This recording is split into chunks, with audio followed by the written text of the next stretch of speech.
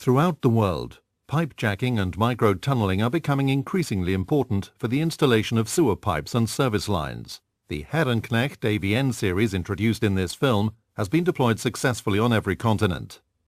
The advantages of the pipe jacking and micro-tunneling process are evident. Especially in urban city areas, pipe jacking causes minimum disturbance along the construction route, so there is virtually no disruption to the flow of traffic or any impact to the local economy.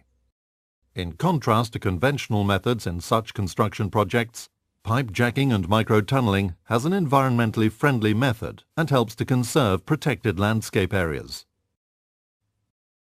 The following animation shows the installation of new sewer pipes within a diameter of 600 mm in an urban crossroad with dense traffic. The whole construction site can be located in a way that only one lane is affected.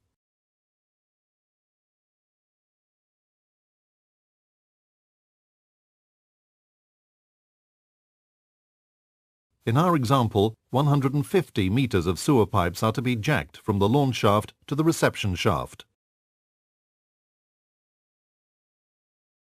At the first stage, the area around the starting shaft is cordoned off and the traffic is diverted to the remaining lanes. Due to the compact design of the machine and the small diameter of the starting shaft, there will only be minor disruption to the traffic flow.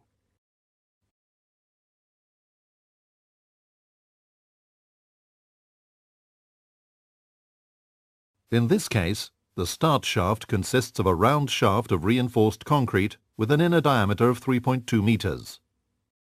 The compact jacking frame is then placed into the starting shaft, and the slurry discharge pump is mounted on a platform adjacent to the jacking frame. The operating container with the control panel and the hydraulic power pack is located on the top rear side of the shaft. A pipe stock is then established and maintained in front of the shaft to feed the shaft crane. The slurry feed pump and the slurry discharge pump are connected to the settlement tank to form a closed slurry circuit. The Avn600 machine consists of several segments. A sleeve shaft with 3 boreholes connects the cutting wheel with the drive unit. The mix of crushed material and slurry water is sucked off through these boreholes by the discharge pump. The conical crusher situated in front has reinforced crushing bars and is provided with nozzles to inject the slurry water. The sleeve shaft, which is connected to the cutting wheel, is driven by hydraulic motors. The sleeve shaft is seated in a tapered roller bearing. 3 hydraulic motors transmit the rotation via the gear rim to the sleeve shaft and the cutting wheel.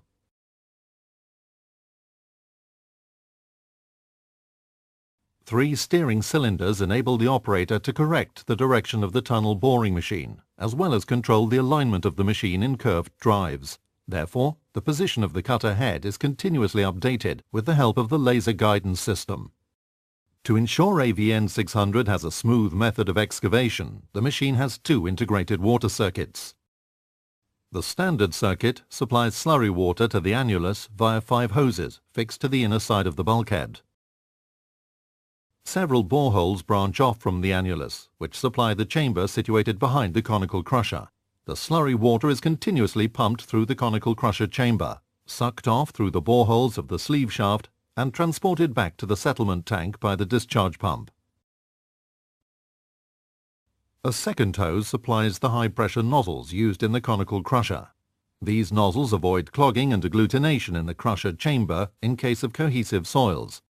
They cut the clay in the crusher chamber with 250 bar water pressure and consequently make material transport easier. There are also 2 nozzles that are directed to the front part of the cutting wheel. This totally depends on the geological situation, as the number of nozzles can be increased.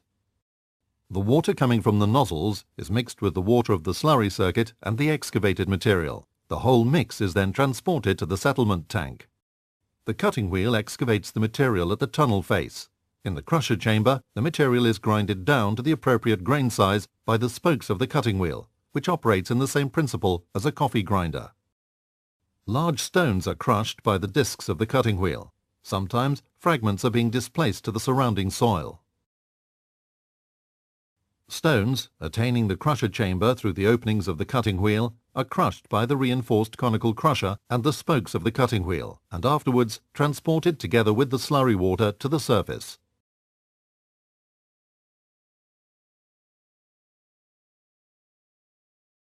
The material is picked up in the slurry circuit and transported to the settlement tank through the central slurry discharge hose.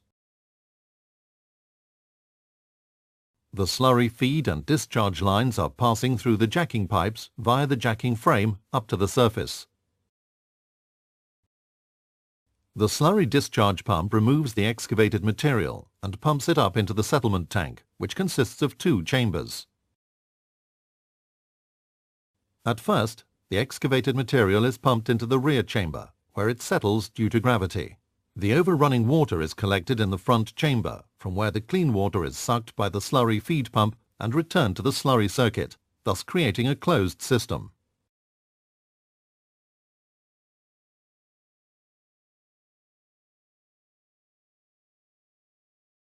The product pipes are lowered into the shaft, one after the other.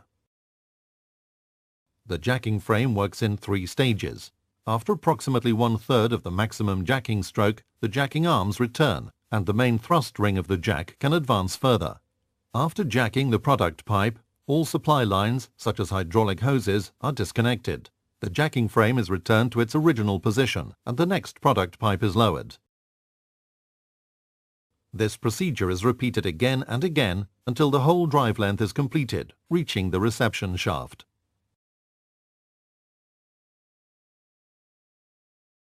Crossing pipes and buildings can easily be overpassed or undercrossed with this technique. Thus, the machine arrives in the reception shaft exactly at the planned coordinates.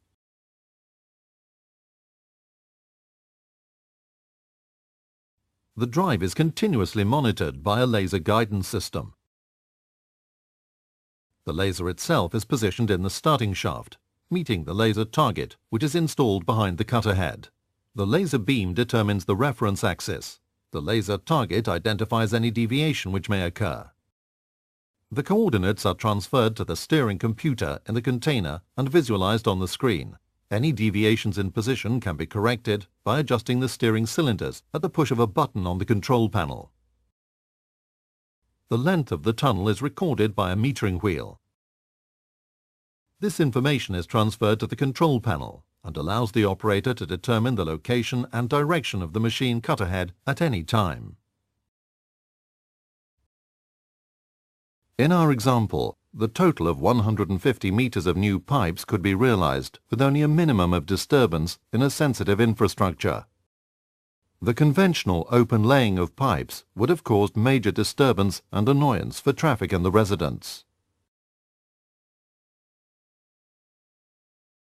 Herrenknecht, being the leader in technologies for mechanized tunneling, has both the know-how and the experience to realize every tunneling project. Throughout the world, the company, with its headquarters in southern Germany, is the only supplier offering the entire range of tunneling machines, with diameters of 100 millimeters up to more than 14 meters. Hard rock TBMs, EPB machines, mix shields, and machines with partial face excavation, as well as pipe jacking and HDD equipment manufactured by Herrenknecht, successfully realize mission breakthrough all over the world and in every geology.